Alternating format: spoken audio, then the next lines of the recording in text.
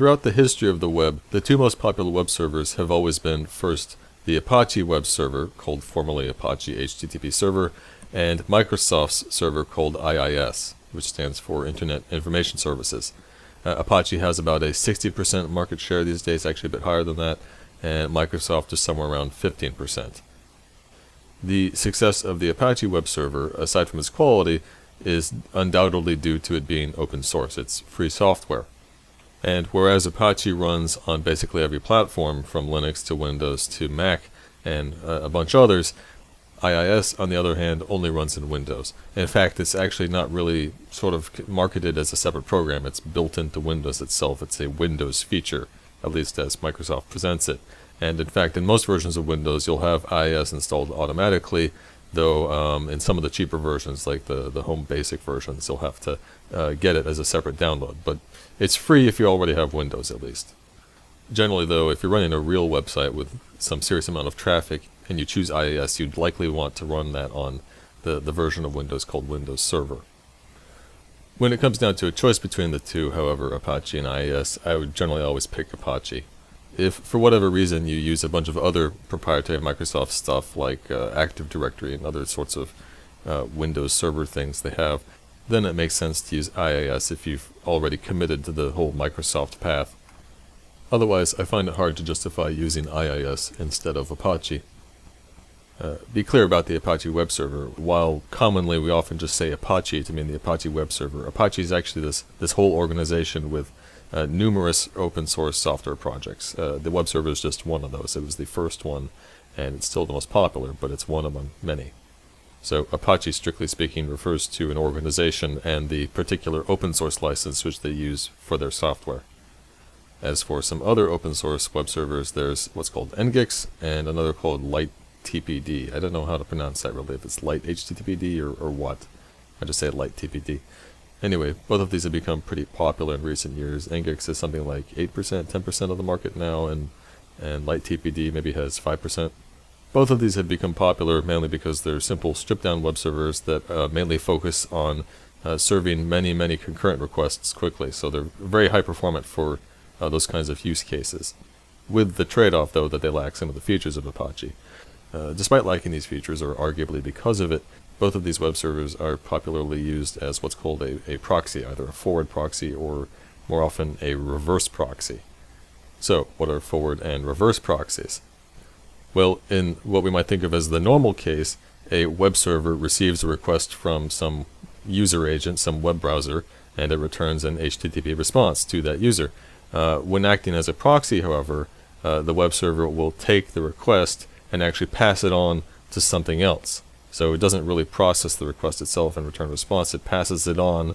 Then the proxy, once it gets back the response it sent along, it then returns the response to the original requester. The difference between a forward and a reverse proxy then is where the proxy is located, in proximity to the requesting browser and the responding web server. The distinction is not always hard and fast, but a forward proxy we usually think of as positioned in the immediate network of the requesting user agent itself. So say you work at a company and that company has its own local network that's connected to the internet, but they configure their network such that all of the computers on it have to use the forward proxy in the network to go out to the web. If you look in your operating system's network configuration, you'll see there are options for specifying a proxy, and that's where you configure the system to use a forward proxy. Now the question is, well, what's the point of using a forward proxy? Well, there are many different reasons. In an organization like a business, you don't want your users to go to certain websites, so you use the proxy effectively as a filter on what sites they can visit. That's one reason. It can also provide some extra security in certain circumstances. Maybe you just want to keep a record, a log of all the activity of your workers, what they do on the web. That's something a forward proxy can do. So that's the gist of why we might use a forward proxy. It's mainly about security and controlling access.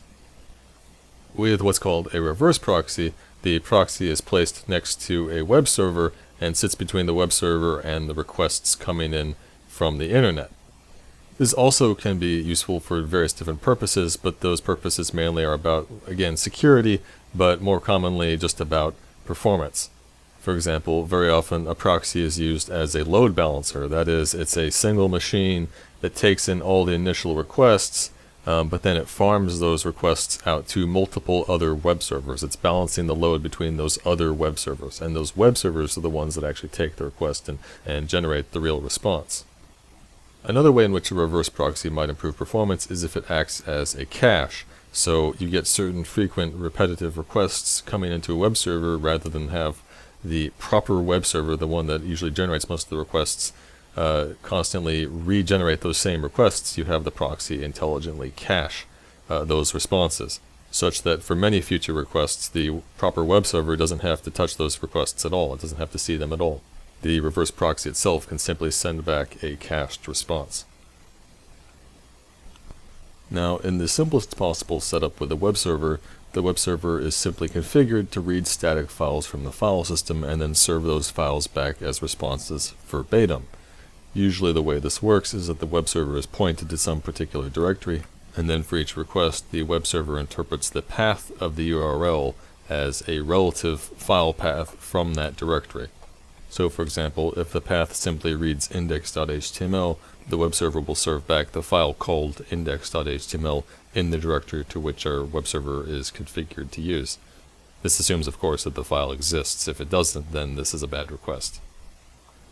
Now, while this sort of configuration was fairly common in the early days of the web, today it's not really common at all. Almost all web servers these days are configured to take the incoming request, pass it along to another script, a separate program that is, and then that script then generates a response which it hands back to the web server, and the web server then returns the actual HTTP response. To facilitate this pattern, a standard was developed specifying how exactly the web server and the script should communicate, and this standard is called CGI, which has nothing to do with computer-generated images. This stands for Common Gateway Interface. And how CGI works is really very simple. The web server, for every single request, it runs the script as a new separate process, so every request is a separate script process.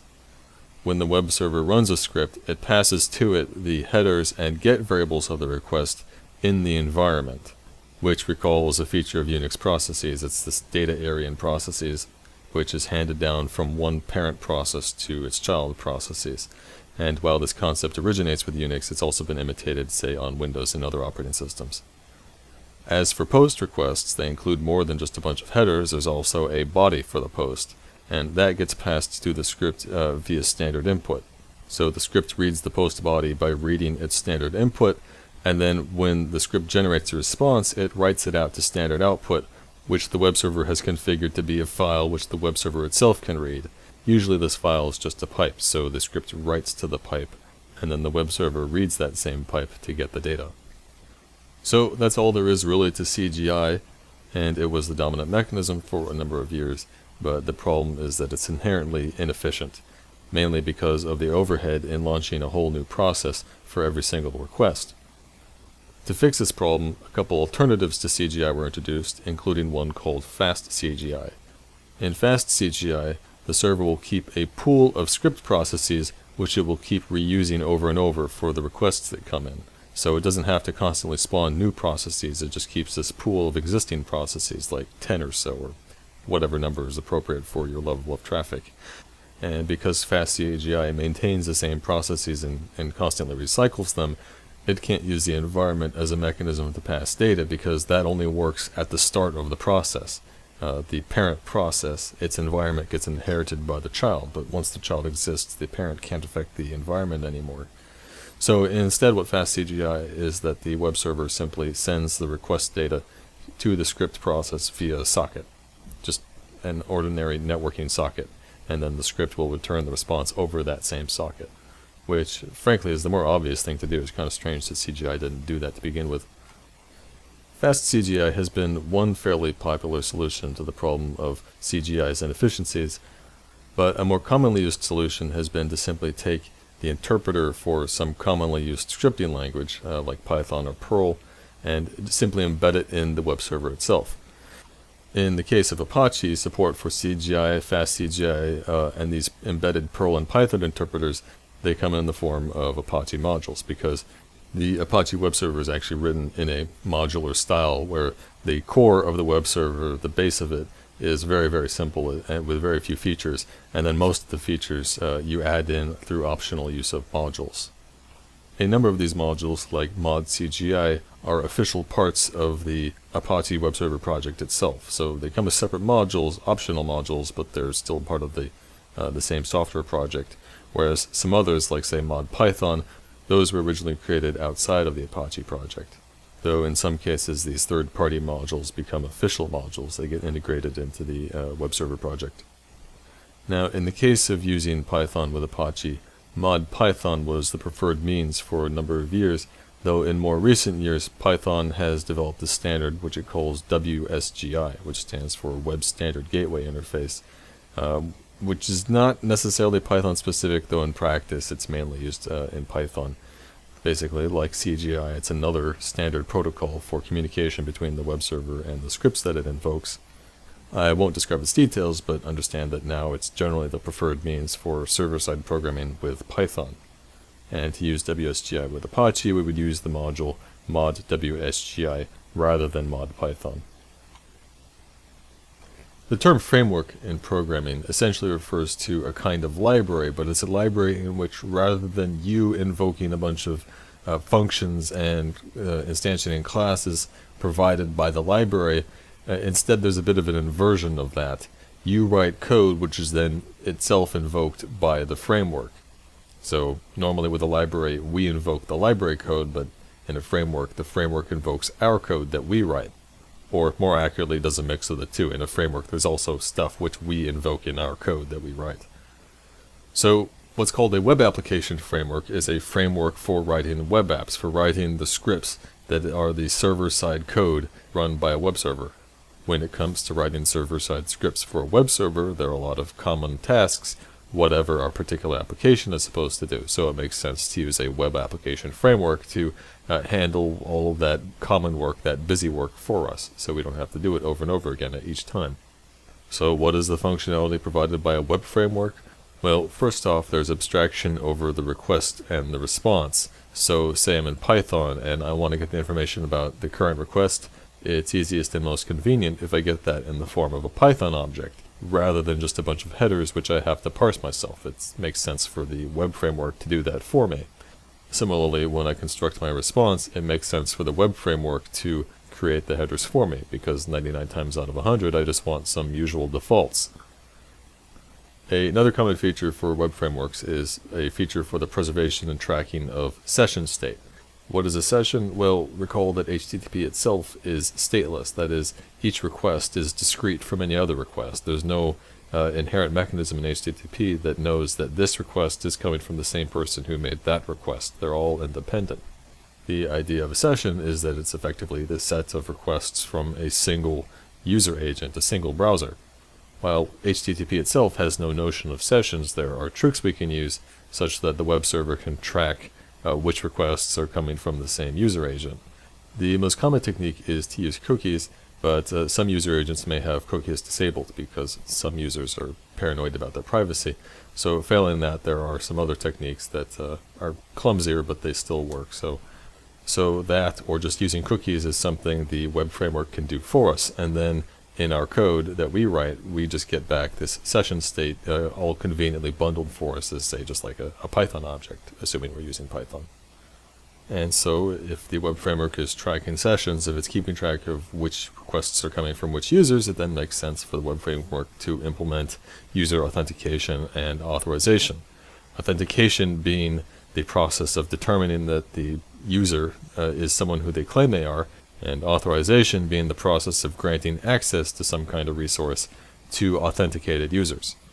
Authentication is about identifying users, authorization is about granting privileges to identified users.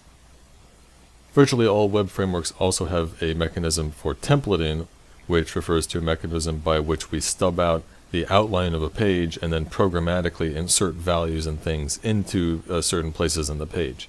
If you go to most any website, you'll notice that every page has basically the same look and a lot of common elements, like, say, a navigation bar at the top and a logo at the top and a footer at the bottom. Well, those things are part of a template, and then Specific pages are generated by filling in a common template. URL mapping refers to the process by which the URLs of the incoming requests get mapped into some particular response. It's basically the scheme by which we interpret the URLs. Ultimately, what a particular path means for your site is totally under your control. It's up to the logic of your code. Frameworks typically include some conveniences that make implementing that logic easier. Frameworks also typically include mechanisms for accessing a database, because in most websites there's some kind of user-generated information, whether that's users placing orders or users leaving comments. That kind of data is stuff that we store in a database, and so our server-side code needs to access a database. Many web frameworks also include some mechanisms that make it easier for you to keep your site secure, and most frameworks provide mechanisms for caching, which in some circumstances can significantly improve performance. Now, there are dozens, if not hundreds, of different web frameworks out there, but these 5 here represent what I would say are probably the 5 most popular for their respective languages. Zend, for example, is the most popular framework on PHP. Ruby on Rails is particularly notable because, first off, it's extremely dominant within Ruby. It's virtually the framework used in Ruby, and also it's highly influential. So say Django here for Python is actually heavily influenced by a lot of ideas from Ruby on Rails. You also see the influence of Rails in ASP, where there's almost now 2 different frameworks, or rather there's a framework within a framework. There's the normal, so to speak, ASP, and then more recently there's what's called ASP MVC. MVC here standing for Model View Controller, which is the name of a particular architectural pattern, which Ruby on Rails was one of the first to employ. And so ASP MVC is still, under the hood at least, regular ASP, but it abstracts over that with a more modern, I would sort of say, web framework. ASP is actually one of the older frameworks still around, and I've had some experience using regular ASP, and I did not care for it because it's quite heavy-handed and all unnecessarily complicated, I would say. I much prefer the more modern, more Rails-like frameworks, like, say, Django, though I've heard good things about ASP MVC, so if you're programming in C# or Visual Basic.NET, I would strongly suggest looking to using ASP MVC over plain regular ASP. Now, what exactly is this architecture pattern called MVC? Well, MVC stands for Model, View, and Controller, and the idea simply is that we separate our application into 3 separate components. First you have the controller, which in a sense orchestrates all things, and you have the view, which represents the presentational side of your application, like the generation of HTML, and then you have the model component, the model layer, which represents the access to the database. So you put all the logic for data access and data storage in the model, you put the HTML generation in the view layer, and then the controller, in a sense, orchestrates that all and ties them together. Because, say, in a typical page in a web application, we take data from the database and plug it into some view, some page template, and then the controller takes that generated response and actually returns it to the client. Now, when it comes to the details of how exactly then to structure our code, there are some competing interpretations of what this architecture means precisely, but in broad outline it's very simple. You have the view representing the user interface, the model representing the data, and the controller, which bridges the gap, which orchestrates the use of the view and the model and combines them together into one end product. So MVC is the architectural pattern which most frameworks hem to, especially those which take after Ruby on Rails.